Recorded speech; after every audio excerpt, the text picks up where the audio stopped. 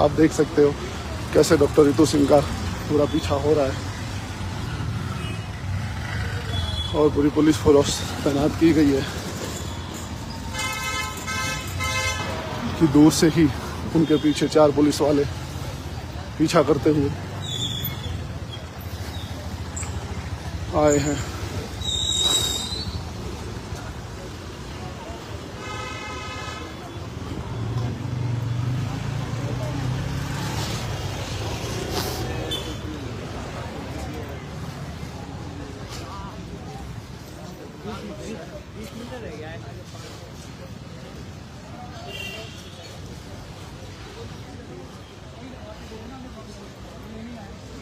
आपको बुला लो, दे देना फॉर्मली। क्या आप पहुंच गए हैं सर इधर? क्या आप मांग रहे हैं आप? जी हम पहुंच गए जी, तो आज आप यहाँ क्यों आए मैम? क्या चाह रहे हैं आप? धरना लगाना, देखना इसको छुपाना है सारा। जी एक सेकंड। जी सर, मौलिक धरना हमने कर दिया। मैं ये चाहता हूँ कि हमने ये पूछा है पुलिस से कि हमें वो कोई भी उनके पास कानूनी ऑर्डर है हमें रोकने का तो वो दे दें, वो हमें ये दे दो सर हमें।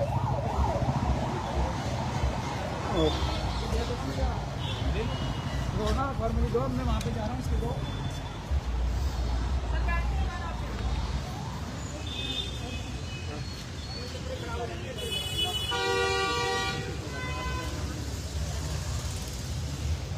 अब मेरी वीडियो बना लो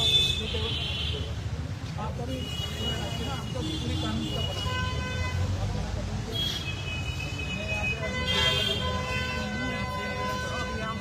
इसलिए सिंबॉलिक धरना करने आए हम लोग और कोई नहीं आएगा आज, लेकिन हम यहाँ पे ये धरना करेंगे क्योंकि ये आपका आदेश जो है गैर कानूनी है।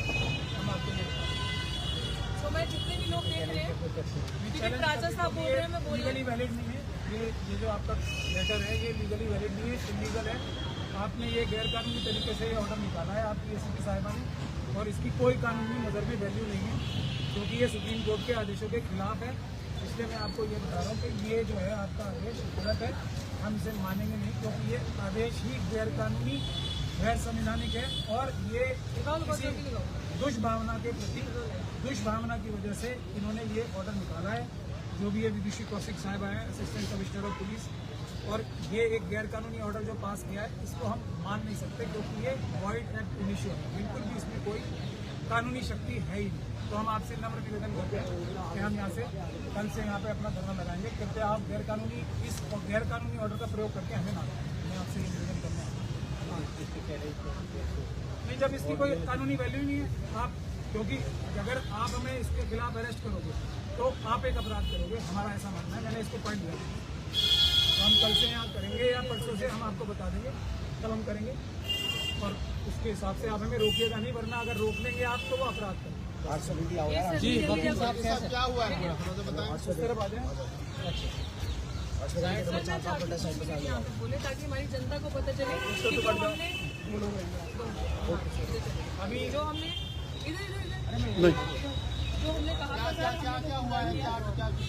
अभी हमें एसएसपी साहब ने ये गैर कानूनी ऑर्डर जो कि बिल्कुल गैर कानूनी है और एक तरीके से जो शेड्यूल कास्ट कम्युनिटी के लोग हैं उसके ऊपर स्पेशली क्रिएट किया गया है।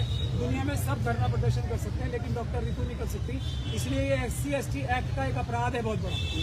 इसीलिए मैं अभी एसएचओ साहब से, जब एसएचओ साहब ने हमें यहाँ पे आके नोटिस सर्व किया तो मैंने उनको एक साफ तौर पे बताया कि ये एक आपराधिक षड्यंत्र के तहत ये ऑर्डर पास किया गया है और वो षड्यंत्र SC/ST एक्ट का एक ऑफेंस है। इसलिए हम यहाँ धरने लगाने की अभी दोबारा शुरू कर देंगे क्योंकि ये धरना यहाँ सांकेतिक कौन है, हमें ज़बरदस्ती हटाया गया। धरना यहाँ पर मौजूद है, भले ही वो अभी नजर ना आ रहा हो लेकिन धरना यहाँ पर है क्योंकि वो संवैधानिक, कानूनी और संविधान और देश बचाने के लिए, यूनिवर्सिटी बचाने के लिए। तो धरना अभी भी यहाँ पर है, भले ही हम लोग यहाँ बैठे नहीं, हमारे धरना नहीं हटाए। बलपूर्वक जो काम होता है, एक कोर्ट की लैंग्वेज में एक और भी टर्म है स्टेटस को एंटे, स्टेटस को एंटे मान के चलिए आप। पूरे दुनिया को हम ये बताना चाहते हैं स्टेटस को एंटे। हम यहाँ ही बैठेंगे और देश का संविधान बचाएंगे, यूनिवर्सिटीज बचाएंगे। डॉक्टर रितु क्योंकि शेड्यूल कास्ट कम्युनिटी से आती है, उनके लिए ये स्पेशल ऑर्डर क्या है, ये 144 धारा का है। 144 धारा में ये पावर होती नहीं, वो एक अलग बात है। लेकिन ये दुनिया में यहाँ पे सब लोगों ने प्रोटेस्ट लगाया, सबने प्रोटेस्ट किया यहाँ पे, किसी के लिए ये ऑर्डर नहीं निकाला गया। ये इसकी खासियत है। ये क्योंकि doctor Ritu schedule caste community से आती हैं, इसीलिए इनके खिलाफ ये स्पेशल ऑर्डर जो निकाला गया, ये अपने आप में SC/ST एक्ट का एक अपराध है।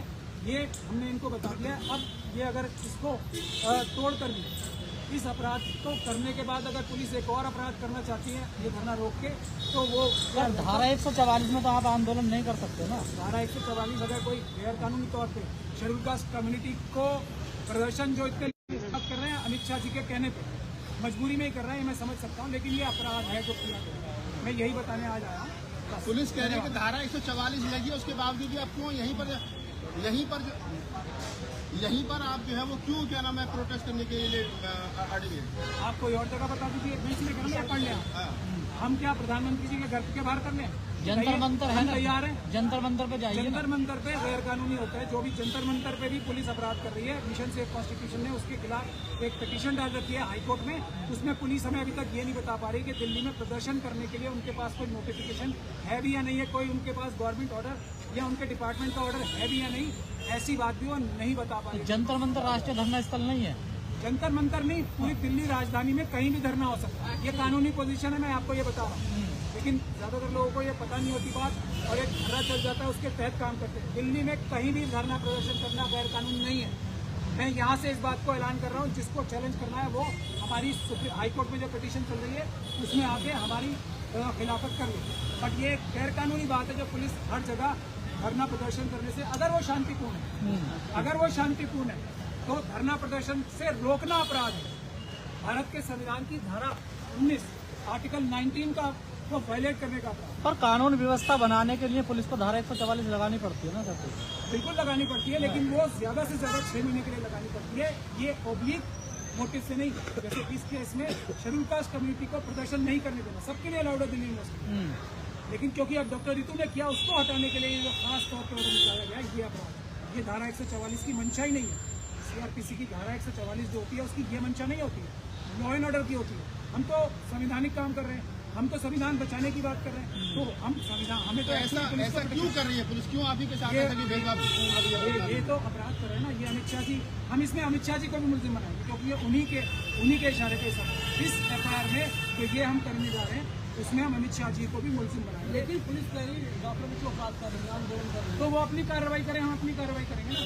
सब अपने अपने पुलिस भी और नागरिक अपने अपने संवैधानिक दायरों में बंधे हुए हैं। जो भी संविधान तोड़ेगा, पुलिस कोई कानून से ऊपर नहीं है, नागरिक भी कानून से ऊपर नहीं है। जो संविधान तोड़ेगा, जो कानून तोड़ेगा वो अपराधी होगा। ये अब अदालत तय करेगी कि हम अपराध कर रहे हैं या अमित शाह साहब के इशारे पर पुलिस अपराध। ये आंदोलन 100% होगा। मैंने कल भी किया था ऐलान, जब डॉक्टर रितु को दिन भर अपराधों के जाल में फंसा के इनका अब्डक्शन, इनके साथ मारपीट, इनका लूटपाट, इनके ऊपर हमला, सब कुछ करने के बाद भी हमने कल रात को भी बोला था बुराड़ी पुलिस स्टेशन में, जब इनको हम चुरा के लाते वहाँ से, बोला था धरना यहाँ पर हटा ही नहीं है, लोग होगा कैसे दोबारा। हम लोग सांकेतिक धरना यहाँ पर दे रहे हैं, यहाँ पर नजर नहीं आ रहा, लेकिन हमारे शरीर और आत्माएं यही है। पुलिस ने पानी भरवा दिया है कल, ये जितना वो क्या है जुल्मी जब जुल्म करेगा सत्ता के गलियारों से चप्पा चप्पा गूंज उठेगा जयपुर के नारे। ये पानी कुछ भी नहीं है, ये कांटे लगा दें यहाँ, ये अंगारे बिछा दें यहाँ पे, हम यहाँ से नहीं। आगे आंदोलन जारी रखने की आप बात कर रहे हैं, कोई परमिशन वगैरह पुलिस से या परमिशन की जरूरत होगी तो लेंगे ना। मैं यही आपको इतनी देर से समझा रहा हूँ, परमिशन की जरूरत नहीं है। पुलिस को हमें इन्फॉर्म तो करना पड़ेगा ना पुलिस को, हमने कि हम हमने कर रखा है, हमने ऑलरेडी सबसे जब बताया था, जब से कर रखा है, और हमने एक भी कानून नहीं तोड़ा जब से हम यहाँ पे 138 दिन से बैठे हैं।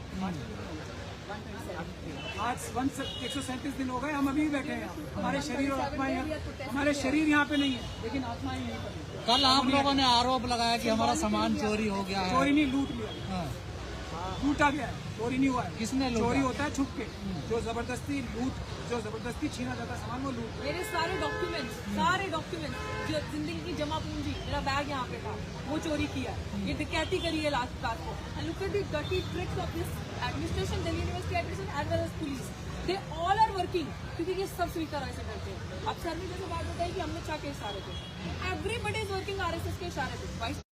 आपने कभी जिंदगी में नहीं देखा होगा, और आपको सबसे बड़ा दिखेगा कि यूनिवर्सिटी विश्वविद्यालय हैज बिकम एरिना ऑफ जातिवाद, कास्टिज्म, जातिवादी जातंकी गुंडे यहाँ पे बैठे हैं कि जो सिर्फ अम्बेडकर से बैठे हैं। और मैं आपको बताऊं, आपने पूछा पानी, कि हम यहाँ बैठ ना जाए, दलित आदिवासी गरीब मजलूम यहाँ बैठ के प्रदर्शन न करें, इसलिए इसको गीला कर दो, ये आने बैठे।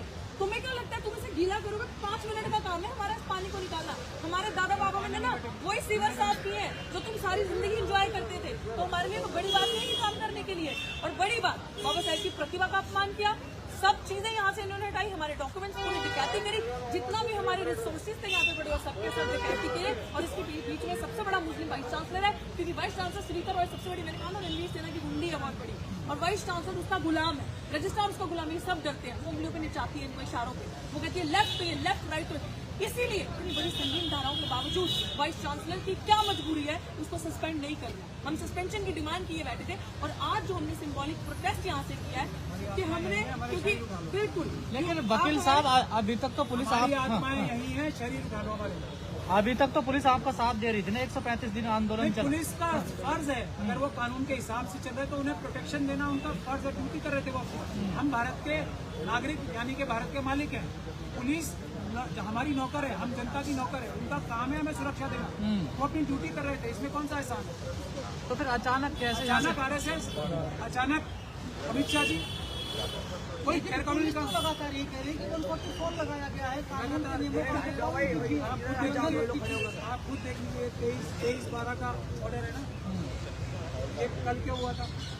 मैं ये कह रहा हूँ ना, ये एक अपराध है। मैं आप सब लोगों को बता रहा हूँ, अभी हम इसके खिलाफ FIR फाइल करेंगे ना, मैं आपको खुद ही कह रहा हूँ ये अपराध किया है, ये ऑर्डर निकाल के अपराध हुआ है SC/ST।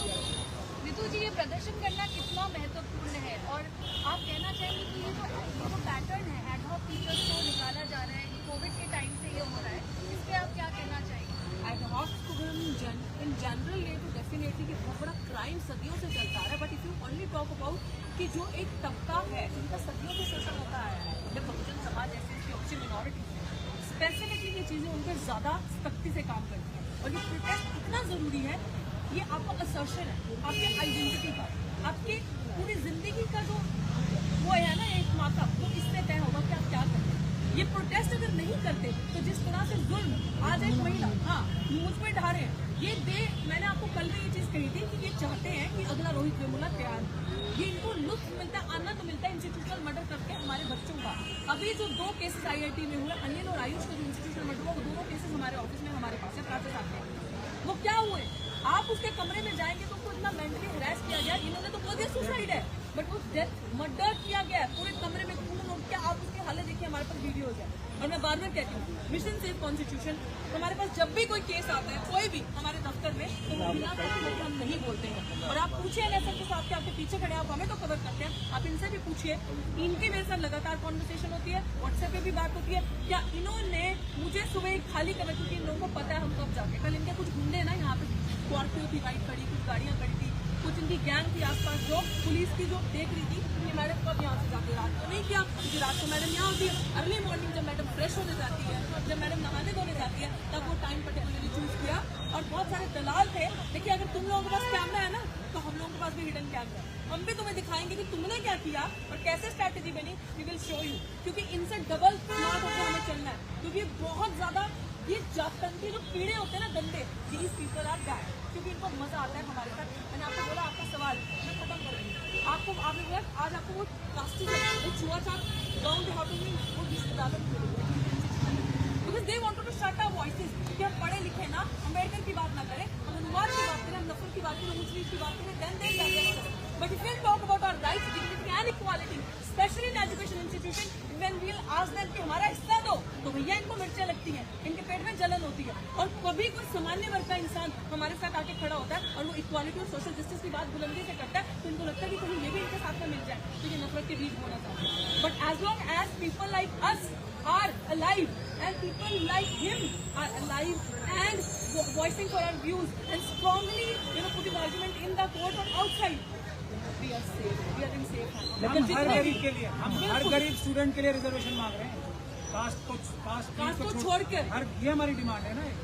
मैडम हम लगाएंगे, हम आपको अनाउंस करेंगे, तब यहाँ से दोबारा बैठेंगे। पुलिस क्या है, खाकी वर्दी बनाने के लिए, सुरक्षा करने के लिए है। भाई तुम्हें समझ नहीं आता, खाकी वर्दी सेवा के लिए होती है, ये तुम्हें डराने के लिए नहीं खड़े। इनसे परमिशन लेंगे, इनको इन्फॉर्म करेंगे, प्रदर्शन कर रहा हो, हमारी सुरक्षा करो, समझ में आया? खाकी वर्दी, इनकी वर्दी से डर जाओ, मेरा संविधान मुझे अधिकार देता है, they have to protect me, so they can not ये मेरे से जबरदस्ती नहीं कर सकते। They cannot show me their shop. They have to protect me. That's my right.